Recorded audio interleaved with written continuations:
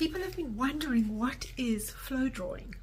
Well, it's kind of like doodling. I used to call it doodling until people said to me, no, these are drawings. But they're not drawings in the traditional sense, like what you can see behind me, where it's something recognizable that you begin with the idea of making something particular. However, it can end up to look like something that you recognize. But the point of flow drawing is that it's an intuitive practice that you start with no plan and with no aim to make a perfect product or a perfect image. And why? Why would you not want to make a perfect looking image? Well, the point of it is to really get in touch with your intuition. And the reason you want to do that is to calm your nervous system and to not keep striving for a perfect outcome. In life, we seem to strive, a lot of us, for that, and it's a really exhausting, draining, and a constant fight or flight energy that runs through your system if you're constantly trying to make life perfect or yourself perfect, because then you're trying to make the world perfect and expecting the world to be perfect, and it just isn't. That's the truth of it. So this practice, as simple as it is and as untraditional as it is, it's very profound in that in 10 minutes you can change your nervous system, and you can create a daily practice which then builds up this calmness inside you, and you've always got this little tool to go back to whenever you feel like there's emotions running through you, or you are trying to grapple with something in your head, or you're feeling that striving towards perfectionism. And slowly over time, it allows you to get okay with not being perfect and with not getting everything right. I think that's the big lesson for me from this practice, was to just start.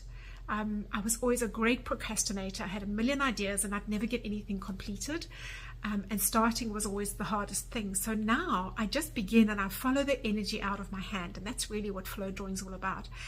And it becomes a practice. And of course, I've actually been doing this since I was a little toddler, drawing on the walls in my house, because I realize now, looking back, that I drew as a child and painted and created because it was a way to sort out my thinking about the world and a way to get away from the world. It was a respite. It was a secluded, safe space for me to go into, where I could just drop into a flow state, I guess. And children do that all the time, and this practice takes us back to that kind of experience, so that it can particularly have effect on our nervous systems and give us sanctuary, like a meditation. But there's magic that happens between your hand, the pen, and the paper that changes your nervous system. Science is now proving this. There's lots of research on it, but I have the proof because I've done it for myself. I continue to do it, and that's why I want to share it with people, because it's a magical tool that is more than doodling. It's not about making little images. It is really about trusting the energy that comes out of your hand and learning to trust the unknown, to lean into uncertainty, to be okay with imperfection, in order to really calm your nervous system and then be able to live life with more flow. And at the end of the day, as many people have told me in my inflow space, and what I've experienced, is we become better people because we've given ourselves time to connect with our innate creativity, which we all have access to. Whether you think of yourself as creative or not, we all have access to this potent creative force that is inside us, that we are part of. It's part of nature. We are nature, and therefore we are creative. So I invite you to step in and join in with this very simple practice. All you need is 10 minutes a day to begin with, and you will see that time becomes distorted and you may want to continue longer, and hopefully you start to push through little barriers. You learn, you grow, you learn about yourself, and you give yourself this tool as a little sanctuary that you can go to whenever you need to process something for yourself. It's quick, it's easy, and we'll start with just 10 minutes a day. I'll be sending little messages like this with a doodle prompt, and you'll follow along with me and make some things. So let me show you what it's about. It could be starting off like this, which doesn't really look like anything. And you might say, oh, well, you know, a child at school could do that. Yes, absolutely. It could be like this. And these are drawings that people have done in workshops with me. They don't look like anything you really might want to look at, except if you look closer. Look at that fascinating shape with the, I want to say like alveoli of the digestive tract or something like that. And you start to see forms that look like something in nature if you use your imagination. Here you can see a repetitive pattern. Maybe if it starts to calm your nervous system. If you look at it and you see the repetition is very calming for the nervous system. Here's some squiggly wigglies, which really don't look like much. But if you were to do a whole page of that and then color it in, imagine. So the biggest question that we ask is, what if? And we stay with curiosity and fascination all the time. We learn to not judge. A judgment-free mind is a mind that can be truly creative. And I'll teach you some statements to work to change your mind about how you think about what you're making. And this eventually changes your mind about how you think about yourself and the world. So that's the beginning and how it could start. Do you remember, you know, doodling? What do you do with your hands when you are speaking to someone on the phone, if you ever do that these days? You know, does your hand get busy and do you start making little squiggles and marks and little doodles? And what if you expanded those and made that into a practice? So that's really what I did and what I've done. It began as a practice, not a practice, it began as a desperate measure to relieve stress for myself when I was working in television production.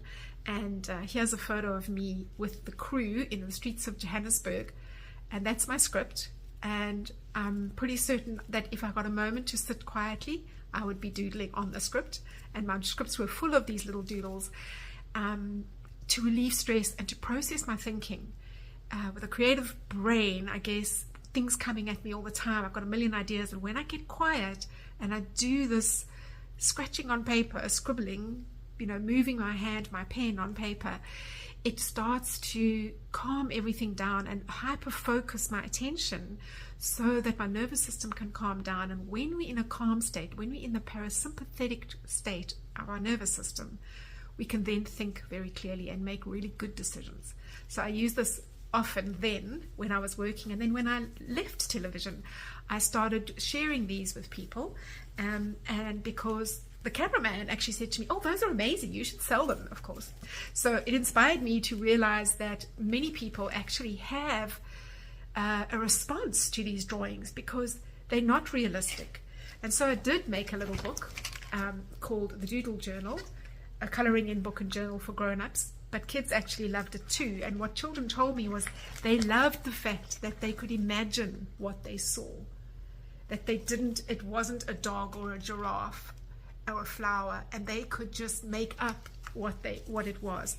So a lot of people bought the book and they colored it in, and they were very grateful, and they reported back to me that coloring in definitely helped their nervous systems and made them feel a lot calmer.